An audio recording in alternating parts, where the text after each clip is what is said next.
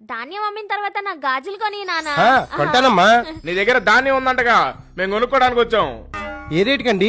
Rate ను వాడకూడదు, మేమంత చెప్తే అంతే. అదేంటి అంత కష్టపడి పండించి మీరు చెప్పిన రేటుకి అమ్మడం ఏంటి? ఒకవేళ నువ్వు మా రేటుకి అమ్మలేదనుకో, రాత్రికి రాత్రి ధాన్యం తడిచిపోవచ్చు, లేదా కాలిపోవచ్చు, చిన్న దొంగతనం కూడా జరగచ్చు. రేపు లారీ వేసుకొస్తాం, మిమ్మల్ని తొక్కించడానికి కాదు, ధాన్యం తీసుకెళ్ళడానికి. అమ్మడానికి రెడీగా ఉండండి. అదేంటమ్మా వాళ్ళు అలాగంటున్నారు? అయినా వాడు చెప్పిన రేటుకి మనం పండించిన ధాన్యం అమ్ముకోవడం ఏంటి నానా? నేను చెప్తాను రండి. 50, 50, ఏయ్, 50, డబ్బు, 50. డబ్బు. డబ్బు వీడికి ఇంత డబ్బే ఎంత డబ్బు వచ్చింది? నీ ధాన్యం మేము కొనలేదు కదా.